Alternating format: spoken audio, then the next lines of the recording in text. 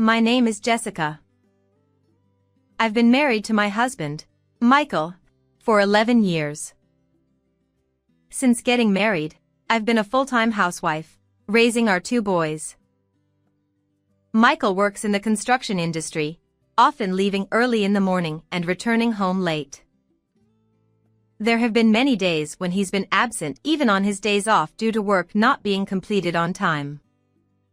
As a result, I've mostly been handling childcare alone. Our 2 sons are 9 and 8 years old, at that mischievous age. Being boys, they're full of energy, and mediating their fights has been quite a task. One day, finally, after putting the boys to bed, Michael returned home. "You're late again today." "Welcome back," I said, as usual, starting to prepare dinner for him.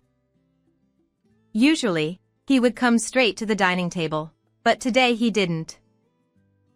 Curious, I looked at him, only to find him bowing his head towards me. A sense of unease washed over me, but I kept calm and asked, "What's wrong all of a sudden?"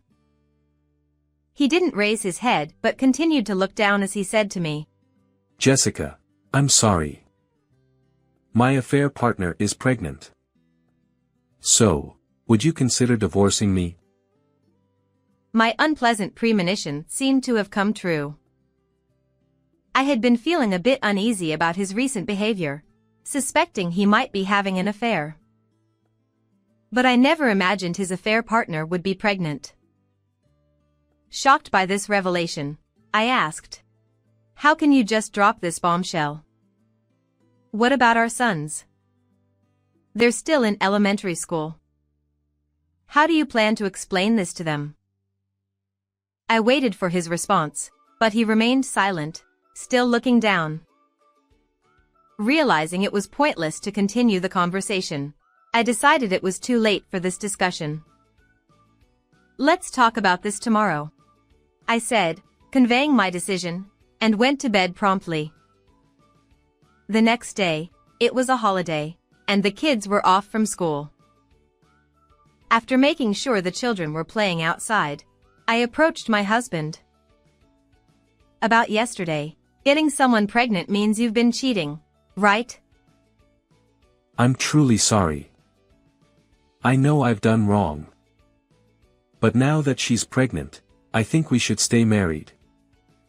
You're strong and you can handle the boys even without me, right? You're a housewife now, but I believe you can still raise our sons well even if you work."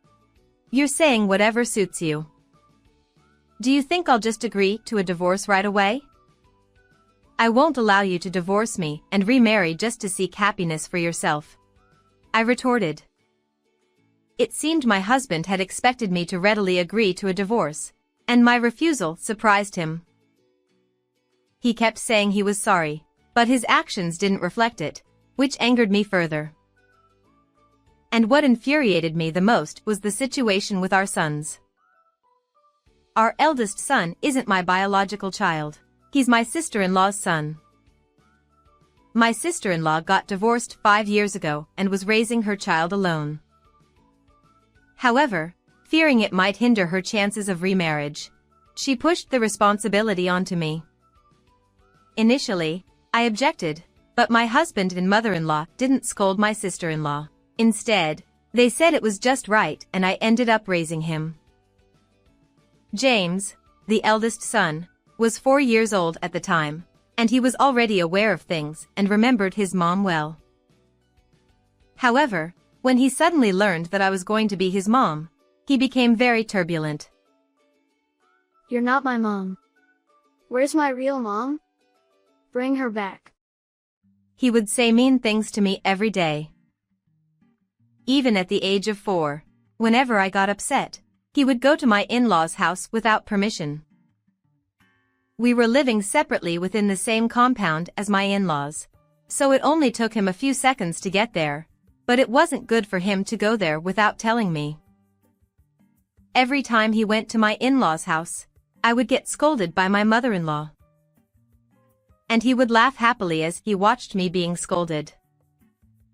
Despite this situation, I treated both sons equally, thinking that over time, he would come to love me.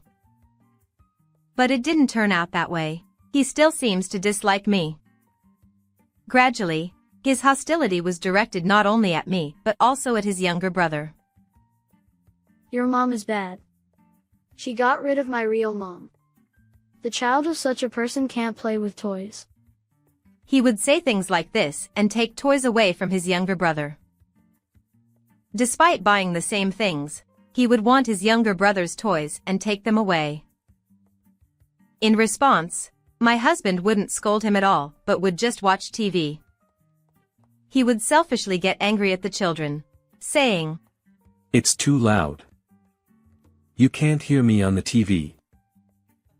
Of course, I understood that he was busy with work, but I had always thought that he could take a little time to look after them. There was no way I could continue raising both James and David in this situation. So, I told him that if we were to divorce, I would take only David with me. If we divorce, I'll take David with me. After all, James is your sister's child, isn't he? If we divorce, he won't have anything to do with me. Is that necessary? We've been living together for 5 years, and James is very attached to you. Plus, are you going to separate close brothers? Is he attached to me? Are our sons close? Are you serious? I was truly fed up with Michael, who seemed to have no understanding of our family situation. What did he see to claim that James was attached to me? While not everything was James's fault, there were arguments every day. Even though he's still strong, I doubt I can meditate when he grows up. Anyway, if we divorce, I'll take David with me. I'll let you have James. And we'll offset the child support. Okay. With that settled, all that was left was to claim compensation from Michael and his affair partner. The next day, after seeing the children at school, I immediately decided to consult a lawyer. During the discussion with the lawyer, it was said that Michael admitted to cheating, and we could claim compensation. I went home, waiting for a call from the lawyer, and steadily prepared for the divorce. 2 weeks later, I received a call saying that evidence of the cheat had been gathered, and I arranged to meet with the lawyer. Although the investigation was conducted only twice, the evidence was quickly gathered. It seemed that James, Michael, and the affair partner had gone out together. In the discussion with Michael, James agreed to go with Michael, but I was surprised that he had arranged to meet with the affair partner without telling me. I had been thinking recently that he was working late because of overtime. I had a little suspicion, but I never thought he would continue cheating even after admitting to the affair. However, thanks to this, evidence was obtained, and I could divorce in a favorable situation. After discussing with the lawyer while looking at the evidence, we decided to send a certified letter to the affair partner. That night, I showed Michael the certified letter prepared by the lawyer. "We have solid evidence that you've been cheating. We also sent a certified letter to your affair partner. If you sign and pay compensation, I'll divorce you right away." Really? It's been a while since we talked about divorce, and I've been worried about whether we can divorce after so long. Good. But what's this compensation? Why me? Even though I honestly told you about the affair, why did you gather evidence? Because you cheated, Michael, so you're responsible for the divorce. It's only natural to pay compensation. It seemed he thought it was enough to admit to cheating. No matter how much I explained, it seemed he didn't understand at all. At this rate, explaining to him would be futile, so I decided to have the lawyer explain again later. A few days later, while doing my usual housework, I received a call from an unknown number. Thinking it was Michael's affair partner, I answered, only to find out it was my sister-in-law. Hi Jessica, it's been a while. I called after hearing from James. You guys are getting a divorce, right? Of course, you're taking James, aren't you? Hi, sister-in-law. Long time no see. Huh? We haven't told the children yet, but did James tell you? Sorry, but after talking with Michael, he is going to live with Michael. Oh, so that's why he was crying. Jessica, I hate to say this, but isn't that terrible? I heard from Michael, but James and David are close, aren't they? Yet you're going to separate them? I was frustrated by her selfish remarks, but more than that, I was angry at Michael for lying. You're mistaken. James and David fight every day, so I can't say they get along. Anyway, if the boys already know about the divorce, I need to explain it properly, so I'll end the call now. Wait.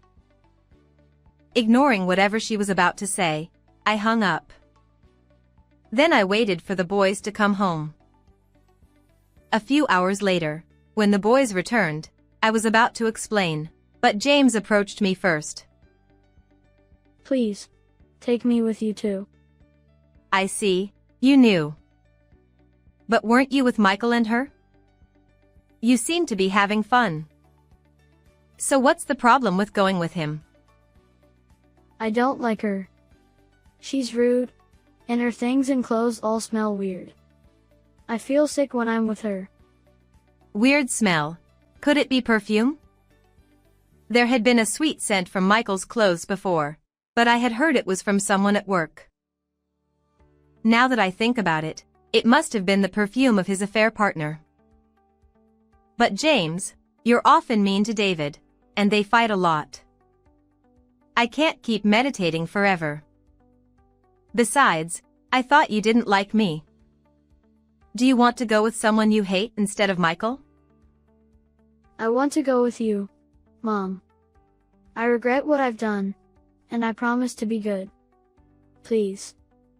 He appealed to me, tears streaming down his face. I felt happy that he called me Mom for the first time. Mom, please take him with us. We'll be good. Please. With my son saying this much, I had no choice but to agree. I was anxious, but I was genuinely happy that we had spent 5 years together, and I had always hoped that James would eventually call me Mom. I immediately told the lawyer that I wanted to take both sons with me. The lawyer instructed us to discuss child support with Michael. Then I talked to him when he came home from work. I'll take James with me after all. What are you talking about now? I've already introduced them, so it would be awkward to change plans. I told the lawyer about this. It might be a bit late, but James wants to come with me. He is 10 years old, so his wishes should be respected. Anyway, we'll discuss the compensation, including child support, the day after tomorrow with the lawyer, so please save your questions for then. And make sure to inform the affair partner properly.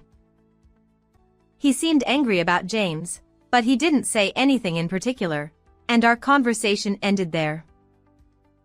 2 days later, the day of the discussion arrived. Although we were supposed to go to the same place, Michael left first. He must be going to pick up the affair partner. After confirming that James and David had gone out to play, I headed to the office alone. When I arrived at the lawyer's office, as expected, Michael and the affair partner were already there, sitting on the couch with an atmosphere that resembled a married couple. It was the first time I saw the affair partner in person, besides in photos, and I was surprised to see that her belly was bigger than I imagined. It had only been about a month since I heard she was pregnant, but she looked like she could give birth in 2 or 3 months. I thought Michael must have been hiding it from me, but I decided to proceed with the conversation without worrying about it. As you can see from the certified letter, we will claim compensation from both of you for this affair. Also, since I will have custody of the children, Michael, I will ask for child support from you. What's the certified letter? What do you mean by compensation? Why should I pay? I heard we were divorcing today and came here. It seemed that she hadn't read the certified letter. Indeed, I felt something strange. Despite sending the certified letter, they didn't contact us, and their attitude didn't seem like they were expecting to be the ones asked for compensation today. You will pay compensation for cheating with Michael. Neither Michael nor she seemed to understand, but after the lawyer explained, they finally seemed to grasp the situation. They began to panic. That's impossible. I can't afford it. I'm pregnant. I left my job because I'm getting married, and I have no savings. That's right. There's no way we can afford compensation and child support. Hey, why not offset the child support for her child and the two of James and David?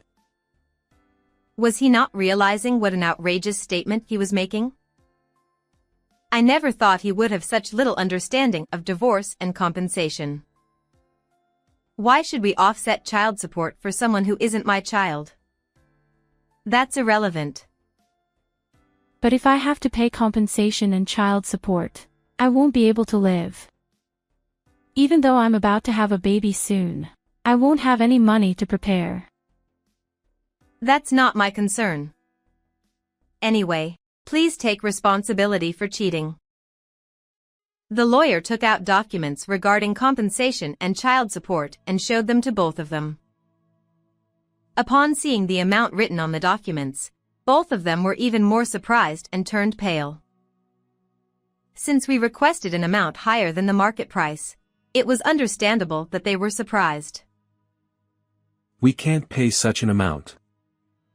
If we have to pay this much every month, we won't be able to live. If you don't agree to the compensation and child support, then we won't divorce.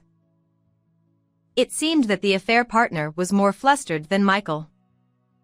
If we didn't divorce, the affair partner would be the one most inconvenienced. Another person, as if to add insult to injury, had arrived. Thinking that person would be here soon. Excuse me.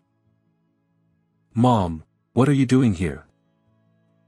Of course, I had explained everything to her about what Michael had done.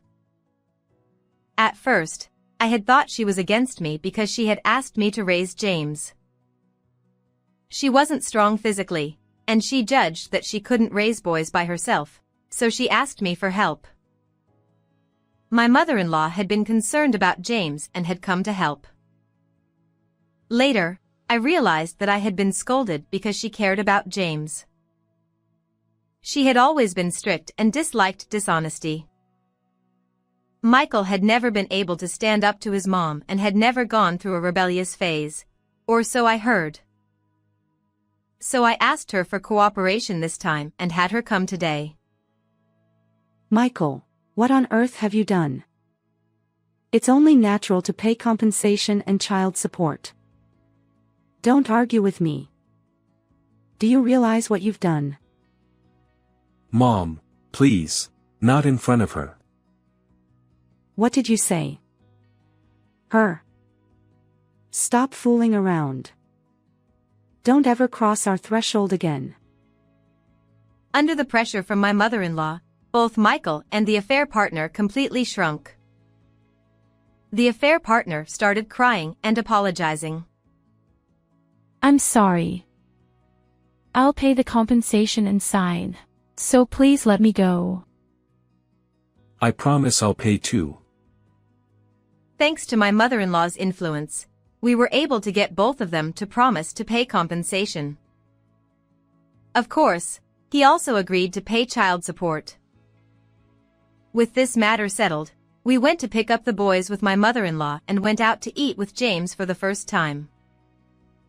After that, There were payments of compensation from Michael and the affair partner, but since the affair partner said she had no savings, it seemed that her parents had covered it. I heard rumors that the two got married, but they kept fighting over money, and he cheated again, leading to a quick divorce. Furthermore, she had to leave her baby with her parents to repay the advance, and she worked tirelessly from morning till night. Because of his two cheats, he lost the trust of his company and was transferred to a department where people who were being laid off were being pushed out. As a result, his salary decreased, and he was stuck. As for me, I adopted James through special adoption, and I feel like we've become a real parent and child. He has become a much better big brother than before, as he promised. He still lives in the house we used to live in, and we occasionally go out to eat with my mother-in-law. I want to continue living happily with my sons like this. What did you think of this story? Don't forget to subscribe to the channel. Well then, let's meet again in the next video. 2523